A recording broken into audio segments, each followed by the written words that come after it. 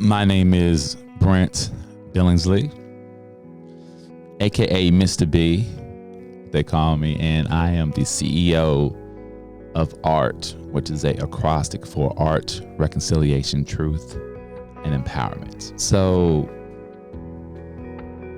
I work at Children's Hospital in psychiatry. I've been there for 10 years. Shout out to number one Children's Hospital in the nation, CCHMC, which is a magnificent place to work on many levels. After I got my art degree from Miami University, I started working there as a behavioral health specialist. And I immediately utilized art as a way of reaching youth. And what we do is we go to neighborhoods, and we go to schools, we go to organizations, and we do these group mural, paint, t-shirt, craft activities. So what we will do is go to a space and get the people involved, whoever live in that neighborhood, work in that organization, attend that school, involved into the activity. So it's important for me that we're not just spilling paint. It's important for me that we're adamantly engaging, encouraging, empowering, and building what I consider to be long-lasting relationships. And not because we come back a lot all the time, but you make a strong enough impact in those moments to when you do come back the next summer to hoop, they know you. When you do come back in 3 months with sidewalk chalk, they say, hey, where you been? Can we hang out? Absolutely. So my goal in doing that is to consistently build relationships, because there are times when some days we don't paint. If it's at a park and there's a basketball court, I've told my team this: who get paid to paint? If little mama or little homie, if their crew as a collective want to play basketball for an hour, then do that. Stay on the clock. If they want to walk to the store, here goes a couple extra dollars, then do that with them too. Psychiatry, especially adolescent psychiatry, is not for the faint. It is very, very challenging. The trauma, the suicidal, the homicidal ideations, the anger, the aggression, the depression can be difficult on a consistent basis, especially when you're there a lot. And what I saw immediately was when I introduced art,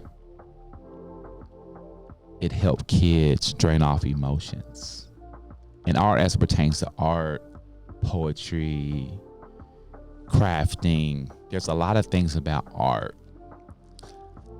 that's very, very tangible as it pertains to the gross motor skills, the focus, the distraction. It makes you feel good about being a part of something bigger than yourself.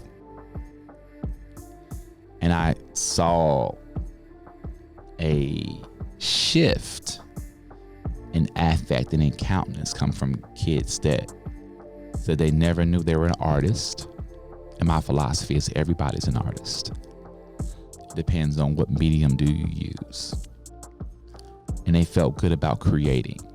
They felt good about spilling paint, which is just my way of saying doing that thing that you do and doing it well.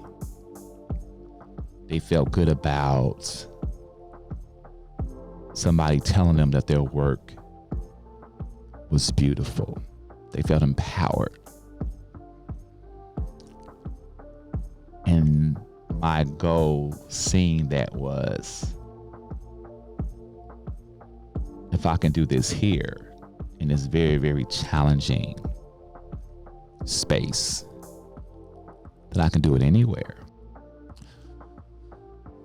What would I say to inspire the future of artists? That's a good question. I believe that every artist is different, but this is a common denominator, I think, for all people. Sacrifice, commitment, hard work, grind, disappointment. These are things that you will become familiar with if you desire to be successful. If this is a hobby and you have a full-time job and you'd like to use your gift on the side, then this may not pertain to you.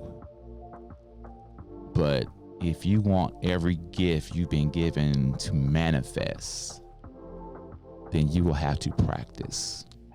You will have to put in that 120%. I love Eric Thomas. He's a motivational speaker who I listen to on a regular basis because he's dope. And he has a comment. He says, everybody wants to be a beast until it's time to do what beasts do. And a lot of people think they want what you have. They think they want a certain level of accomplishment. But when the rubber meets the road, if your tires aren't functional where they need to be, then you'll slip off that street real quick, or you won't be able to climb that snowy hill because you don't have the right equipment. So for anybody who aspires to be successful, I would say recognize whatever gift you have. Cultivate that gift. Find the people around you who love you and have them pour into you. Find mentors who are doing what you want to do, who are in spaces that you want to be, and speak to them, talk to them, get as much knowledge as you can from the people who are successful, and then put that work in. I'm an anime fanboy, right? Seriously into JJK right now. But one of my favorite animes is from Assassination Classroom. I find a lot of wisdom in anime. The writing is phenomenal. The drawings are spectacular. And one of my favorite sayings was, the only difference between the novice and the master is the master has failed more times than the novice has even tried. And that resonated with me, because you don't become a master by being successful every time you put forth effort. You become a master by failing over and over and over and not giving up. You cannot be afraid to fail. You cannot be afraid to fumble. You cannot be afraid to miss the shot. It would behoove you to take that failure as a learning experience. It would do you good that every time you fell short, you got back up and you keep walking forward.